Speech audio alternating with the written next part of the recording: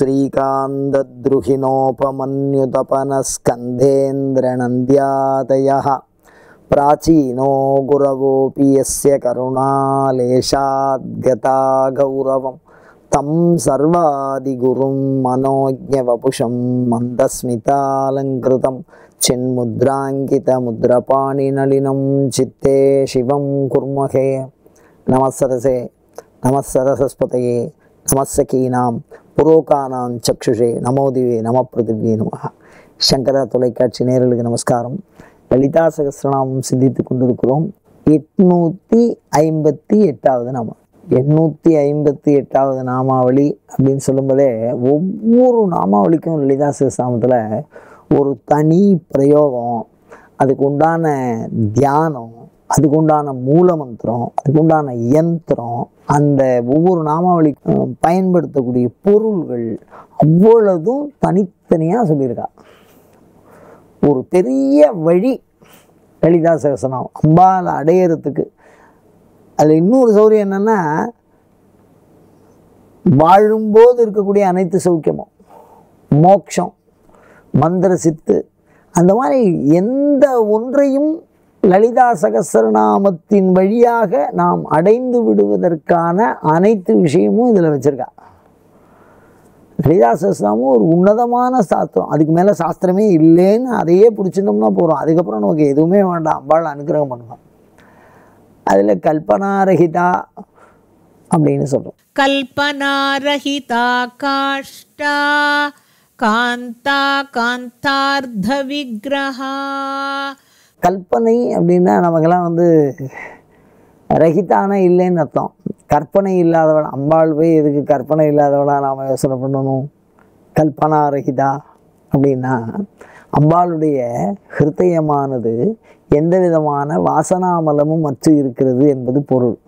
கல்பனா ரஹிதா அப்படிங்கிறது, கல்பனைங்கிறது என்ன அப்படின்னு கேட்டிங்கன்னா, ஒரு சின்ன குழந்தை இப்போ தான் பிறந்திருக்குன்னு வச்சுங்களேன், அந்த அப்பாவை பார்க்கும்போது, அம்மாவை பார்க்கும்போது தாயை பற்றிய எண்ணமோ தந்தையை பற்றிய எண்ணமோ அதுக்கு இருக்காது. ஏதோ ஒரு புது வஸ்து நம்ம கண்ணுக்குள்ளே தெரியறது, பதியறது. அப்போ தான் அது சுக வஸ்துவா துக்க வஸ்துவா, என்ன செய்ய போகிறது, அதை பற்றின முன்பதிவு எதுவுமே இல்லை. இப்போ இந்த கல்பனை அப்படிங்கிறது என்னன்னா, இந்த பிறந்த குழந்தைக்கு எதுவுமே இல்லை, அது கண்ணில் ஒரு பிம்பம் படுறது அப்படின்னா. அதனால தான் குழந்தைகள் என்ன பண்ணுவோம், தாயார் பார்த்துட்டே இருப்பா, எதையாவது பூச்சை பிடிச்சிக்குவோம், அது கடிச்சிடுவோம் அப்படின்னு அதுக்கு தெரியாது. காரணம் என்ன அப்படின்னா, மனப்பதிவுங்கிறதே ஒன்று இல்லை அதுக்கு. அந்த குழந்தை பருவத்தில் எழுந்து உட்கார்ந்து நடக்கிற வரைக்கும் அந்த பதிவு. அப்புறம் என்ன ஆகும்னா, கொஞ்சம் கொஞ்சமாக இந்த குழந்தை வளர வளர வளர மெதுவாக அம்மாவை தெரிஞ்சுக்கும், அப்பாவை தெரிஞ்சுக்கும். அப்பா ஆஃபீஸ் போகிறா, இல்லை அம்மா ஆஃபீஸ் போகிறா, பாட்டிக்கிட்ட விட்டுட்டு போகிறா அப்படிங்கிறதான் தெரிஞ்சால் கத்த ஆரம்பிக்கும், பார்த்துக்கோ அப்படின்னு சொல்லிட்டு போகணும். அப்போ அந்த பொருளோட ஒரு தொடர்பை மனதிலே பதிய வைத்து கொள்ளும்.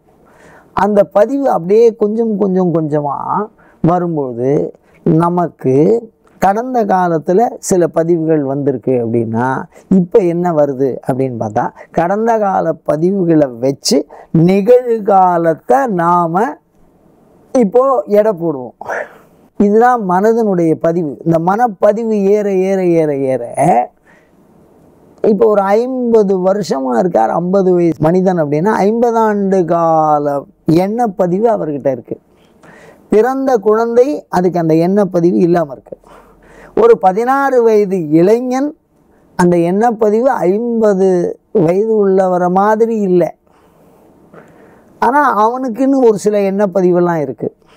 அந்த எண்ணப்பதிவில் ரொம்ப முக்கியமானது என்ன, இந்த கல்பனா ரஹிதாங்கிறத புரிய வைக்கிறதுக்காக நான் இதை மாதிரி சொல்லின்னு இருக்கேன். ஒரு முக்கியமான விஷயம் என்ன அப்படின்னு கேட்டிங்கன்னா, இப்போ நான் ஒரு தெலுங்கு பாரம்பரியத்தை சார்ந்தவனாக வளர்க்கப்படுகிறேன், அந்த மொழி எனக்கு வரும் அப்படின்னா எனக்கு தெலுங்கு தான் வரும். எனக்கு வேறு மொழியில் பதிவு பண்ணினா பதியாது, உள்ளம் அதை எடுத்துக்காது. அப்போது ஒவ்வொரு மனமும் எதுவுமே இல்லாமல் இருக்கும்போது எல்லாவற்றையும் ஏற்று பயன்பெறுகிற பண்புடைய ஆற்றலுடைய மனமாக இருக்கும்.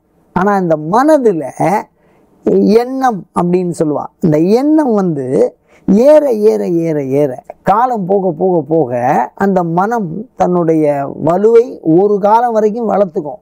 அதுக்கப்புறம் பார்த்திங்கன்னா நம்மளே குழப்ப ஆரம்பிச்சிடும். அதுதான் மனதோட பெரிய சிக்கல். என்ன மாதிரி இந்த உலகத்தை நாம் பார்த்துருக்கிறோம், அந்த பொருளோடு நமக்கு என்ன தொடர்பு, அந்த தொடர்பு தான் திருப்பி திருப்பி ஞாபகம் வரும். நான் அடிக்கடி சொல்கிறது உண்டு, தென்னாலிராமன் பூனை மாதிரி. தென்னாலிராமன் ஒரு பூனை வளர்த்தானா, அந்த பகுதியில் எலியெல்லாம் ஜாஸ்தியாக போச்சுன்னு எல்லாரும் ராஜா பூனை வளர்க்க சொன்னாராம். இந்த தவறான ஒரு விஷயத்தையெல்லாம் சரி பண்ணுறதுக்கு அவர் இந்த மாதிரி ஏதாவது பண்ணுவார். அது மாதிரி பண்ணும்போது எல்லோரும் பூனை வளர்க்குறாளா இல்லையான்னு பார்த்துன்னு வரத்துக்கு அந்த பூனைக்கு பால் கொடுக்க சொன்னாராம். அந்த பூனை கொழு கொழுன்னு இருந்தால் மற்றவாள்லாம் வளர்த்ததெல்லாம். இவருடைய பூனை ரொம்ப நையின்னு இருந்துடான், சாப்பிடாமல் கொள்ளாமல். ஏன் அப்படின்னா, நான் பால் வச்சேன் அது குடிக்கவே இல்லைன்னாராம். அதே மாதிரி அவருக்கு முன்னாடி கொண்டு போய் பால் வச்சா அந்த பூனை அப்படியே ஓடுற மாதிரி பார்க்குறதாம். காரணம் என்னென்னா, அவர் எப்போதுமே வைக்கும் போதெல்லாம் என்ன பண்ண, குதிக்கிற பாலை வச்சுருக்காரு. அது நாக்கில் சுற்றுண்டு அந்த பூனைக்கு என்ன முடிவில் இருக்குது இப்போ அதுன்னா, இந்த வெள்ளையாக இருக்கிற வஸ்துவில் நாக்கை வச்சா நாக்கு வெந்து போயிடும் அப்படிங்கிற ஒரு மைண்டு அதுக்கு அப்படியே வந்துடுது. அந்த மாதிரி நம் மனமும் நாய் போன்றது. நாய் அப்படின்னு ஒரு விலங்கு இருக்குல்ல, அந்த விலங்கு ஒரு 100 சொல் 150 சொல் வரைக்கும் அது புரிஞ்சுக்கும்னு சொல்கிறா. அது வரைக்கும் அதில் பதிவு பண்ணலாம். அந்த மாதிரி நம்மளுடைய மனதில் என்ன பதிவு இருக்கோ இல்லையோ அதை தான் கல்பனான்னு பேர். அது ரஹிதம். அம்பாள் அந்த எண்ண பதிவே இல்லாமல் இருக்கா. அதனால எல்லா விஷயத்துக்கும் அது ஆற்றல் உடையதாக இருக்கிறது. ஆத்ம பலத்தை தரும் இந்த எண்ணம் இல்லை. அதான் குழந்தையும் தெய்வமும் கொண்டாடுற இடத்துலன்னு. குழந்தைக்கும் எண்ண பதிவு இல்லை, தெய்வத்துக்கும் எண்ண பதிவு இல்லை. நம்ம தான் எண்ண பதிவு. திருகலாகிய சிந்தை திருக்கலாம் மறுகலானடி வாழ்த்தி வணங்கினாலும் சொல்லும் தேவாரம். இயல்பாகவே மனது தவறான ஒரு கோட்பாட்டை சிந்திக்கும் இயல்புடையது. அதுதான் திருகி சிந்திக்கும். ஏன்னா எந்த பொருளை பற்றி நாம் என்ன அனுபவிக்கிறோமோ அதை நம்ம மனசு பதிச்சு வச்சுருக்கோம். அந்த பொருளை திருப்பியும் அதே மாதிரி ஞாபகப்படுத்தும். குழந்தைகள் எல்லார் கூடயும் சகஜமாக பழகும். எல்லா குழந்தைகளுடையும் கலந்து பழகும். அதுக்கு இப்போது எந்த விதமான அந்த வேறுபாட்டு பண்பு வராது. ஆனால் வயசாக இந்த எண்ண பதிவு அதிகமாக எல்லா விதமான எண்ண பதிவும் சேர்ந்து குழப்பி அது ஒரு பண்பை உருவாக்கி அது தீய விளைவுகளாகவும் மாறலாம், நன்மை விளைவுகளாகவும் மாறலாம். அதை தான் இந்த இடத்துல சொல்கிறார், கல்பனாரகிதா. அம்பாளுக்கு நம்ம நினைக்கக்கூடிய அந்த பண்பு இல்லை. ஒரு மிகப்பெரிய தப்பை பண்ணிட்டு வந்துட்டான் அப்படின்லாம் அதனால் யாராக இருந்தாலும் அனுகிரகம் பண்ணுவா. குழந்தை மாதிரி அது எல்லாத்தையும் வாரி வழங்கிட்டு போயிடுவா.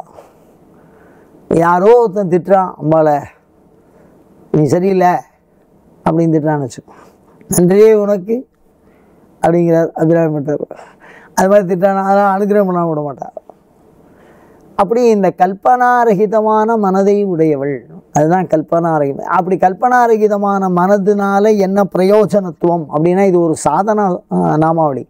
அம்பாளை அவளுடைய அனுகிரகத்தை அறிந்து அனுபவ சாத்தியப்படுத்தி கொள்வதற்கான ஒரு வழிதான் கல்பனாரகிதா. அந்த மாதிரி எண்ணப்பதிவுகளை நிறுத்துங்கள். இது தியானம் பண்ணுறவாளுக்கு உண்டான நாமாவளி. தியானம்னா மனதுக்குள்ள அபிராமி பட்டர் ரூப தியானம் பண்ணினார். அப்படியே கண்களை மூடி அப்படியே ஆத்தாலே எங்கள் அபிராம வள்ளியே அண்டம் இல்லாமல் இந்த பாசாங்குசமும் கரும்பு வில்லையும் அப்படியே மனசுக்குள்ளே நினச்சிட்டு அப்படியே உட்காந்துருப்பார், அந்த உருவம் மாறாமல்.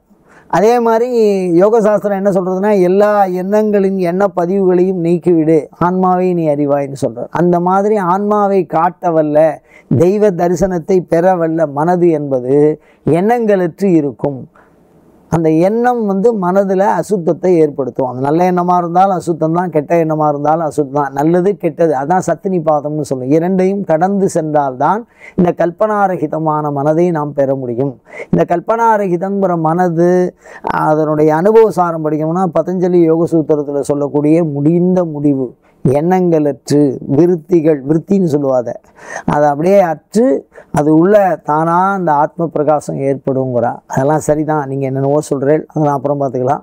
இந்த நாமாவளியை சாதாரணமாக நான் சொல்கிறதுனால நான் என்ன பலன், கல்பனாரகிதா அப்படின்னு நான் சொல்லிகிட்டே இருக்கேன். அப்படின்னா என்ன அப்படின்னா, மன ஒருமைப்பாடு வரும்.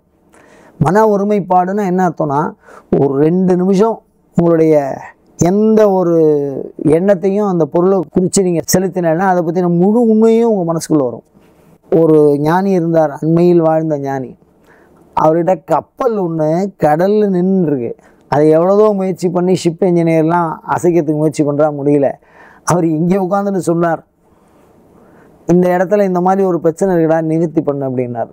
அதுக்கு இதனால் வந்தது அப்படின்னா கல்பனாரகிதம். அவள்லாம் எந்த விதமான எண்ணப்பதிவுகளும் இல்லாமல் அதை மந்திராபியாசத்தினாலையும் யோகாபியாசத்தினாலையும் அதை அறிஞ்சு வச்சிருந்தாள். எந்த பொருளின் உண்மை பண்பையும் அறியவல்ல பேராற்றலை தரக்கூடிய அற்புத நாமாவளி இந்த கற்பனாரகிதம். அமானுஷ்யமான ஆற்றல் இருக்கோ இல்லையோ, மனிதர்களுக்கு இயல்பாக எல்லாருக்கும் இல்லாத ஆற்றல் யாருக்காவது ஒரு சில பேருக்கு வரும் திடீர்னு.